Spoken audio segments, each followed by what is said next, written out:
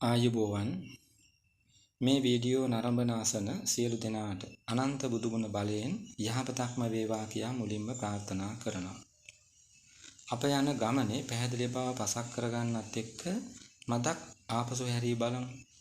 මේ නාලිකාව විශ්වකර්ම ගෙදර කියා නම් කළ හේතුව පළමු වීඩියෝවෙන් පැහැදිලි කළා. දෙවැන්නෙන් කළේ කෙටි දේශන මාලාවේ සමස්තය ප්‍රධාන ශේස්ත්‍ර 8කට ගොනු වී ඇති බව පෙන්වීම.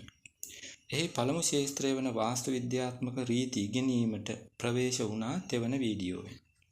එයට විශේෂ පැති 7ක් ඇති බවත් පෙන්වා ඒ වීඩියෝයෙන්ම. ඒ 7 පළමුවැන්න තමයි ගේ හදන්න යන ඉඩම වාස්තු විද්‍යා රීතිවලට අනුව තෝරා ගැනීම.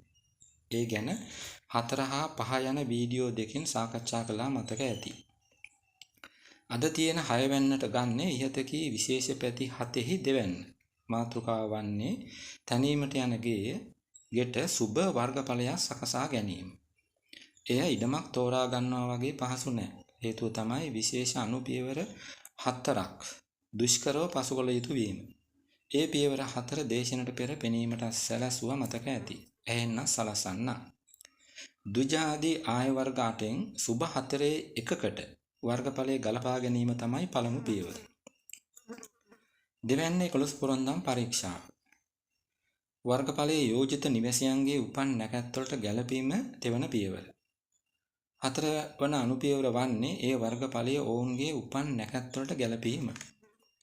ඔය පියවර 4 පසු කිරීම ලෙහෙසි නැති නිසා තමයි දුෂ්කරයි කිව්වේ.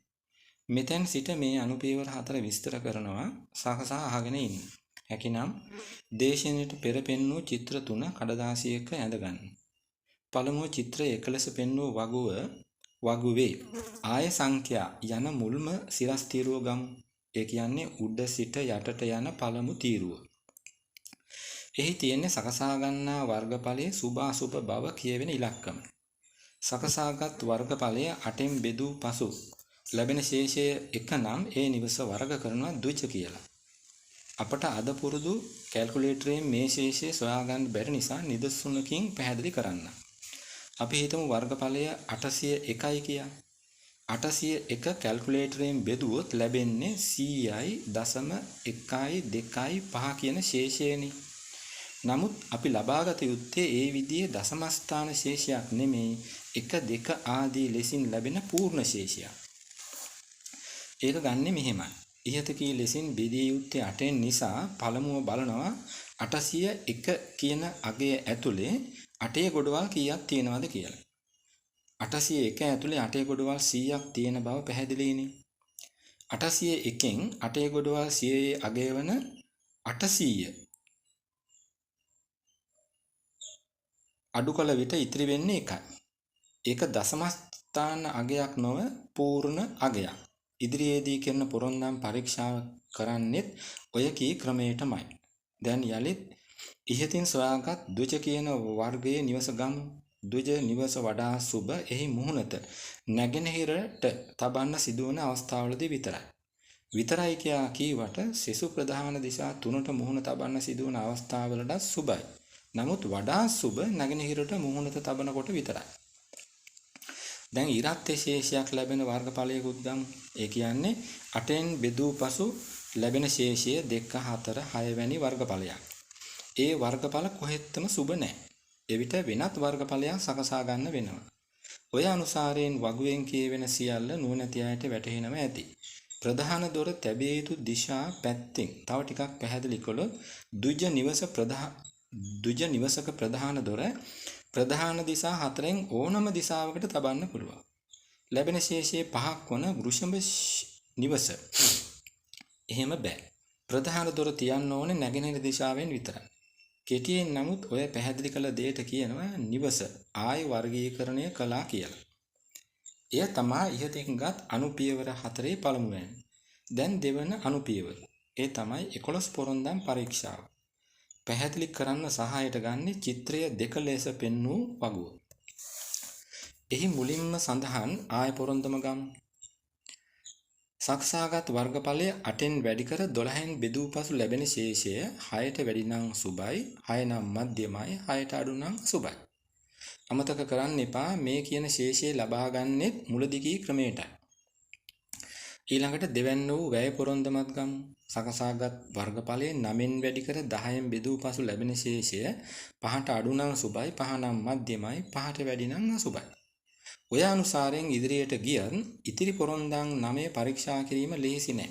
ලේසි නැත්තේ ව්‍යතිරේක ගණනාවක් තියෙන නිසායි. ඒ බව පෙන්වීමට තුන්වැන්න වන යෝනි පොරොන්දමත් ගන්නවා. විවාහ පරීක්ෂාවක් කරන විටත් තියෙනවා යෝනි පොරොන්දම. එතනට එන යෝනියයි මෙතනට ගන්න යෝනියයි එකක් නෙමෙයි දෙකක්. මෙතනට ගන්නෙ සිංහ, කොටලු, ද්විජ, සුනක, ගජ, දූම, වෘෂභ, කාක යන යෝනි 8. නිවස කොයි යෝනියේද කියා බලන්නේ වර්ගඵලය 3න් වැඩි කර 8න් බෙදා ලබන ශේෂය මතයි. ශේෂය 1 නම් සිංහ යෝනිය වන අතර එය සුභ යෝනියකි.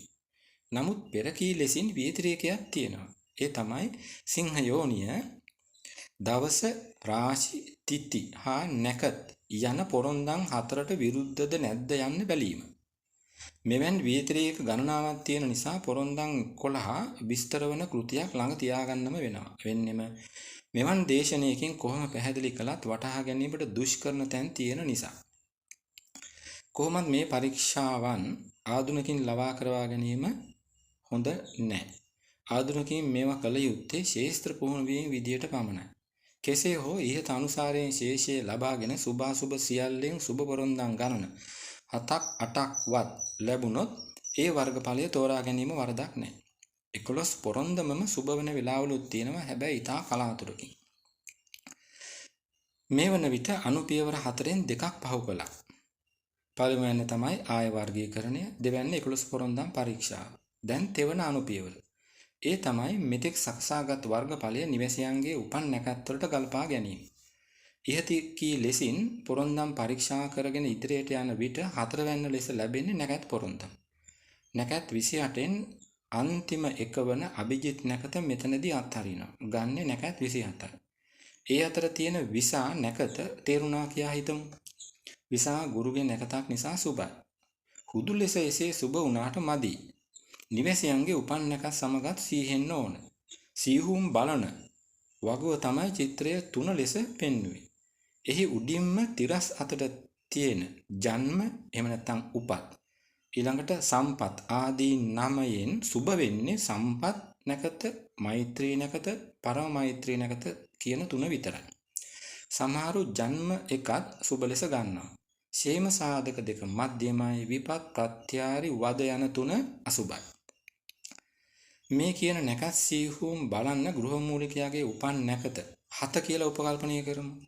ප්‍රස්තුත වගුවේ ජන්ම හෙවත් උපත් කියන සිරස් තීරුව දිගේ පහතට බලාගෙන යනවා 7 කියන නැකත තියෙන්නේ කොතනද කියලා.